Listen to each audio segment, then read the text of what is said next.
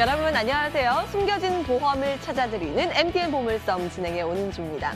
매주 토요일 여러분의 돈의 흐름을 만들어드리는 시간 갖고 있죠.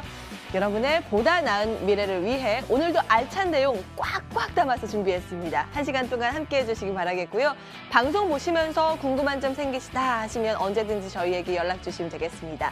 24시간 무료 상담 가능한 전화 문자 활짝 열려 있거든요. 전화는 0220-776394번이고요. 문자는 013-3366-8289번 열려 있습니다. 장문의 경우 30원의 문자 이용료가 부과되는 샵 0988번 이용하시면 되겠습니다. 자, 그럼 이 채널 모두 열어놓고 보물섬 본격적으로 출발합니다.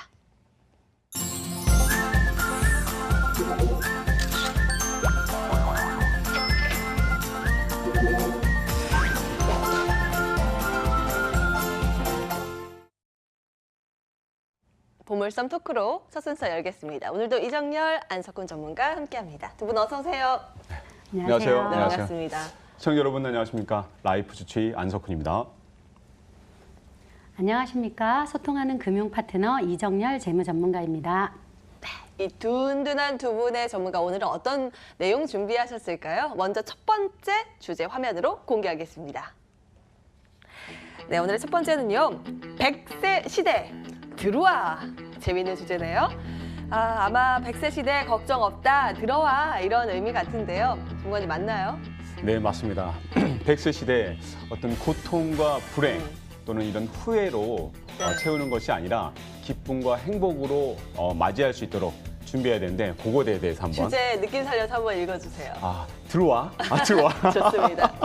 해보죠. 이렇게 하면 오늘 정말 바르게 네. 아름답게 한번 할 건데요. 앵커님 혹시 그 행복은 성적순이 아니잖아요. 이런 영화 혹시 들어보신 적 있으신가요? 모른다고 해야 될 것 같은데 들어보긴 했습니다. 어렸을 때 좀 들어봤어요. 그래요? 정말 공감이 되는데 행복은 성적순이 아니잖아요. 그렇죠. 그러면 행복은 성적순이 아닌데 그러면 나이순일까요? 민감한 얘기인데요. 그렇죠. 자료를 보면서 한번 설명드리도록 하겠습니다. 우리가 연령대별 행복 지수를 조사를 해봤는데 나이가 들수록 행복 지수는 계속 낮아지고 있습니다. 60대의 경우에는 100점 만점에 29.3%로 이게 사실이라면 정말 나이 들고 싶지 않을 것 같습니다. 네, 맞아요. 근데 이게 왜일까요? 이렇게 준비되지 않은 노후를 맞이하기 때문에 그렇습니다. 네. 그래서 오늘은 그 행복 지수를 높일 수 있는 그런 방법에 대해서 한번 알아볼 건데요. 네. 앵커님은 그 나이가 들어서 은퇴 이후에 가장 많아졌으면 하는 게 무엇이라고 생각하십니까? 가장 많아졌으면 많아졌으면 하는 거. 나이는 적어졌으면 좋겠는데 그렇죠. 뭐니 해도 머니는 많았으면 좋겠어요. 그렇죠. 머니가 가장 많았으면 좋겠는데 가장 많아지는 것은 저에게 시간인 것 같습니다. 시간. 그렇군요. 얼마나 많은 시간이 저에게 주어지는지 한번 생각을 해보면 하루 24시간이죠.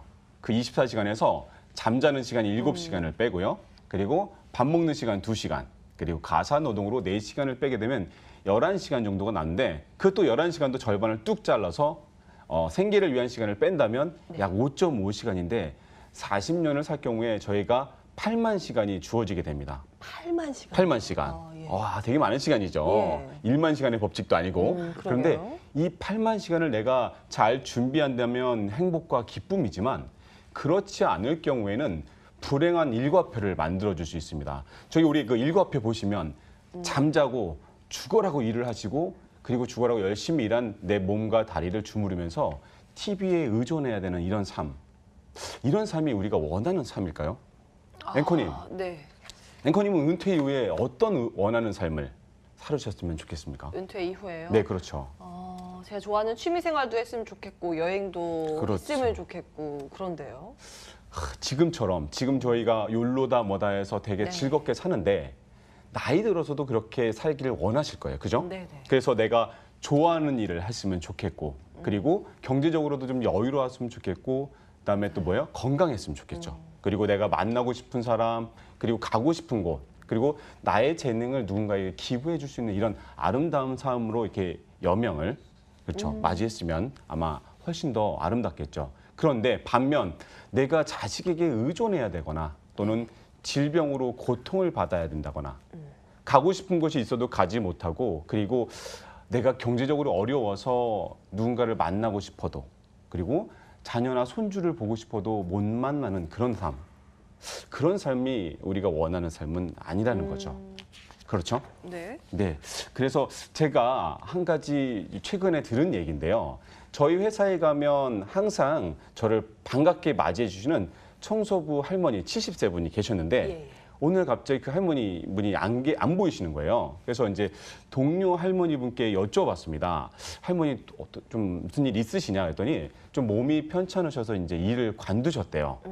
그 전에는 이제 돈도 버시고 하셔서 좀 형편은 어렵지만 딸네 집에서 함께 사시면서 손주도 봐주고 그렇게 사셨는데 이제 몸이 안 좋으시니까 네. 딸도 어렵고 해서 대전에 있는 큰아들 집으로 가셨다라는 거죠. 그런데 큰아들마저도 처갓집에서 식당 일을 같이 하다 보니까 큰아들한테 용돈을 요청하거나 이러기가 너무 어려운 거죠. 그리고 외진데이기 때문에 연고도 없는 그 대전에서 혼자 살기란 너무나 어렵다는 겁니다. 그 할머니의 삶을 이끌어가는 것은 딱 하나, 국민연금과 기초노령연금 그 30만 원 뿐이었다는 거죠. 누구나 이런 삶을 원하지는 않는다라는 것입니다. 그래서 오늘은 100세 시대를 이런 삶이 아니라 내가 행복과 기쁨으로 가득 채울 수 있는 7가지 계명에 대해서 한번 체크해 보도록 하겠습니다. 첫 번째는 뭐니 해도 머니죠. 돈이 금융자산이 좀 있으셔야 됩니다. 평균 수명을 충분히 예측하셔야 되겠죠. 내가 60세까지 난 살겠다 해서 60세까지 준비한다면 그 다음은 어떻게 살겠죠. 그죠? 그래서 내가 나이 들어서 가장 중요한 것은 예뻐지기 위해서도 돈이 필요하고요. 그리고 친구들과 동호회나 만남을 통해서 더치페이를 할 때도 돈이 필요할 수 있습니다. 그런데 내가 저축하지 않으면 원하지 않는 삶. 여기 그림 보시면 우리가 폐지를 주어서 10kg를 주어서 100원을 모을 수도 있고요. 그리고 여행 캐리어를 끌고 비즈니스를 탈 수도 있습니다. 이것은 내가 선택에 의해서 좌지우지 되는 것이죠. 그래서 내가 평균 수명을 예측한 미래에 대한 준비, 금융자산 꼭 준비하셔야 하겠습니다. 그리고 이제 두 번째를 보시면 자, 취업인데요. 왜 재취업이 이게 중요해지냐면 아까 은퇴 이후에 8만 시간은 많은데 계속 TV 시청만 하면서 40년을 보내기는 너무 어렵기 때문에 그렇습니다. 그래서 내가 성취감을 느낄 수 있고 내 재능을 기부할 수 있고 내가 평생 좋아서 내 삶을 마지막까지 즐겁게 보낼 수 있는 그런 취업 준비를 하셔야 되는 것이죠. 그래서 목표일을 설정하시고 그 달성률에 대해서 매년 체크해서 내가 재취업을 위한 준비가 어느 정도 완성되었는지를 꼭 체크해 보셔야 하겠습니다. 그죠? 말씀하신 것처럼 사실 예전 같은 경우에는 경제 노동기에 열심히 벌어서 그걸로 노후를 산다라는 개념이었는데 요즘에는 워낙 수명이 길어졌잖아요. 그렇죠, 네. 그러다 보니까 재취업에 대한 중요성이 화두로 사회적으로도 떠오르고 있는 그런 그렇습니다. 상황인데 네. 그럼 다음으로 준비해야 될 건 또 뭔가요? 또 세 번째는 내가 나이 든 것도 서러운데 몸까지 아프게 되면 내가 먹고 사는데도 힘든데 의료비도 지출이 되게 되죠. 네. 근데 그 의료비 지출은 나뿐만이 아니라 나를 보호하는 보호자와 가족, 내 자식에게 짐이나 부담이 될 수가 있습니다.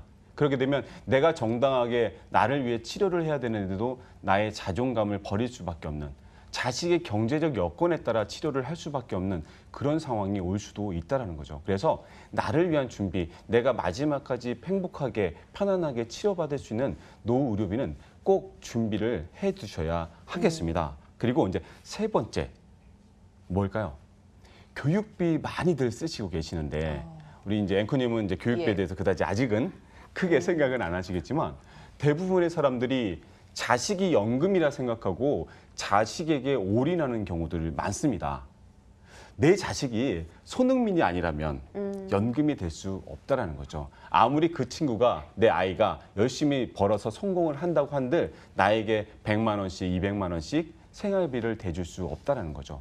그들도 그들의 삶과 그들의 인생이 있기 때문에 그렇습니다. 그래서 내가 아이한테 올인하는 것보다 아이와 내가 평생 같이 잘 살 수 있는 그런 밸런스도 꼭 지키셔야 한다는 것이죠. 굉장히 중요한 말씀 해주셨어요. 네네. 삶이라는 게 다 그런 것 같습니다. 삶의 균형을 어떻게 맞추느냐 이게 굉장히 중요한 것 같아요. 네.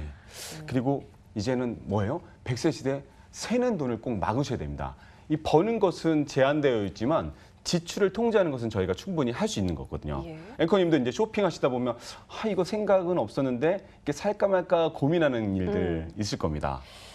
저는 그런 경우에는 네네. 일단 고민이 되면 네네. 발길을 돌려서 네. 하루 이틀 정도 더 생각을 해보고 이야. 그래도 사야 된다라고 하면 사는 편이에요. 그렇습니다. 꼭 필요한 것들 살까 말까 해서 그냥 사면 네. 집에 농에 항상 이게 보관만 되어 있고 잊지 않는 그렇더라고요. 경우들도 많습니다. 그리고 지출을 하기 전에 꼭 예산을 잡으셔야 됩니다. 예산에도 없는데 갑자기 내가 이거다 해가지고 이렇게 사게 되면 이 지출을 통제하지 못하면 큰 문제가 생길 수 있기 때문에 그렇습니다. 그래서 우리 그 투자의 귀재 워런 버핏이 얘기를 했죠. 100달러를 버는 것보다 1달러를 아끼는 것이 더 중요하다는 것입니다. 일예로 저희가 적금을 30만 원씩 1.5%에 불입을 하게 되면 1년 동안 내가 받을 수 있는 이자는 3만 원입니다. 그런데 이 3만 원의 이자를 받기 위해서 우리는 30만 원의 적금을 드는데 내가 지출만 잘 통제한다면 3만 원의 이자보다 더 큰 자산을 내가 축적하고 모을 수 있기 때문에 이 새는 돈을 통제하는 것 또한 매우 중요하겠습니다. 그리고 네 번째, 우리가 거주지 변경에 유의해야 되는데요. 거주지 왜 중요할까요? 거주지. 거주지요? 네, 우리가 나이 들면 우리 전원주택에 살고 싶다 이런 얘기들 많이 하잖아요. 근데 전원주택 같은 경우에는 네. 뭐 아플 때 불편할 경우도 있어요. 네. 뭐 병원이 멀 수도 있고요. 그렇죠. 요즘에는 좀 잘 나오긴 하지만요. 네, 그것도 있지만 제일 네. 중요한 거 친구나 손주나 자식이 찾아오지가 않는다는 겁니다. 너무 멀어서 이게 한 번 올 네. 때마다 원래 행사가 될 수가 있는 거죠. 하지만 내가 대중교통이 편리하고 그다음에 대형 마트가 좀 잘 있고 그리고 병원이 옆에 있다면 언제든지 아프면 대중교통을 타고 병원에 갈 수가 있고요. 그리고 손주가 보고 싶으면 지하철 타고 가서 내 손도 좀 보고 내 자식들이 어떻게 사는지도 볼 수가 있습니다. 그래서 나이가 들어서는 거주지 변경 또한 매우 중요하다는 거 요즘 꼭 유의하셔야 되고요. 그리고 마지막으로 자, 사람이 답이다 이런 얘기 들어보셨죠? 그럼요. 그래. 정말 중요해요. 네, 그래서 내가 평생 대인관계를 할 수 있는 그리고 평생 취미 활동과 내가 누군가와 함께 봉사하면서 사회에 기여할 수 있는 이런 일들을 찾으셔야 됩니다.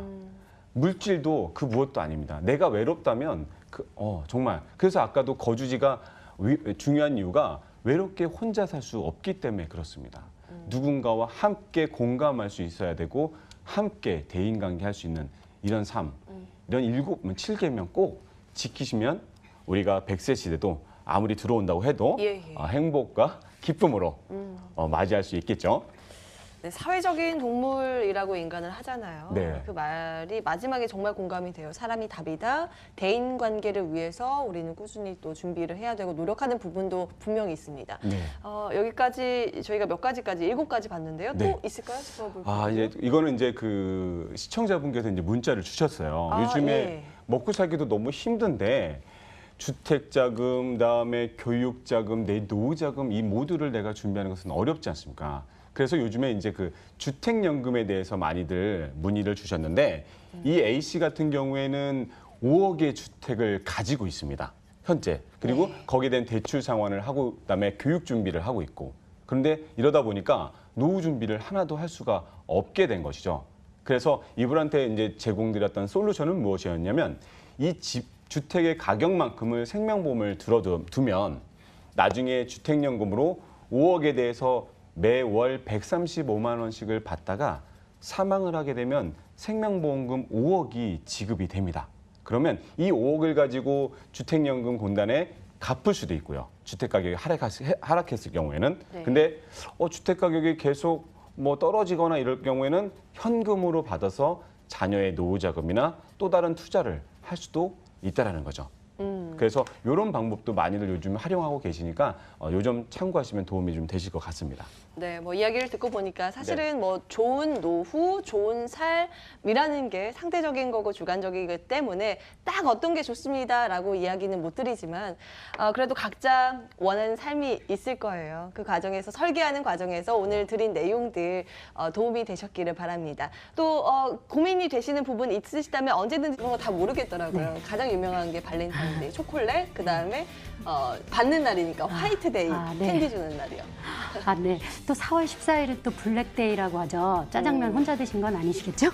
네. 너무 초량하잖아요. 네. 그럼 안 전문가님은 또 어떤 게 생각나시나요? 저는 아무래도 이제 5월이죠. 가정의 날. 네. 그래서 5월 5일 어린이날과 어린이날. 그리고 네. 5월 8일 어버이날이 제일 중요한 것 같습니다. 아, 특히 네. 이 5월 5일은 또 제 생일이기도 하기 때문에 생일. 잊을 수 없는. 네. 근데 또 이거를 보면 어린이 한마디로 내 가족의 자녀도 있겠지만 네. 부모님도 있기 때문에 저희가 어떻게 보면 낀 세대인 것 같습니다. 네, 맞아요. 그렇죠. 잘 챙겨 드려야 되겠어요. 네네네. 네. 그런데 또 암 예방의 날이 있는 거는 또 알고 계신지 모르겠는데요. 그래요? 네. 암 예방의 예방의 날. 날이요? 예. 많은 분들 모르실 것 같은데요. 네, 그렇죠. 매년 3월 21일이 바로 암 예방의 날인데요. 아, 예, 나라에서는 이렇게 암 확률이 계속 올라가고 있잖아요. 그 네. 부분을 낮추기 위해서 예방이라든지 또 조기 진단 이런 부분들을 홍보하기 위해서 만들어 놓은 날인데요. 네. 암 발생의 3분의 1은 예방 활동을 실천을 중요하게 올라오는 그 이슈인데요. 갱신형과 비갱신형에 대한 설명입니다. 예, 예. 갱신형이라는 것은 자연식 계산이라고 보면 됩니다. 내가 가입할 땐 그래도 좀 젊죠. 그러니까 조금 싸게 납입보험료를 내다가 점점 위험률이 올라가면서 비싼 금액을 내게 되는 겁니다. 된 부분도 많아지네요. 내용들 네. 참고할 만한 것 같습니다. 이런 보장들 좀 더 저렴하게 받을 수 있는 방법이 있다고 들었거든요. 네, 맞습니다. 좋은 방법이네요. 요즘에 이제 여러 가지 챙겨야 될 게 이게 한두 개가 핵심이에요. 아니죠. 예. 그러다 보니까 이제 가성비가 높은 상품을 좀 선택하고 싶어 하잖아요. 그래서 금액, 보장은 똑같지만 금액을 낮게 한 상품들이 개발되는 건데요. 이제 보시면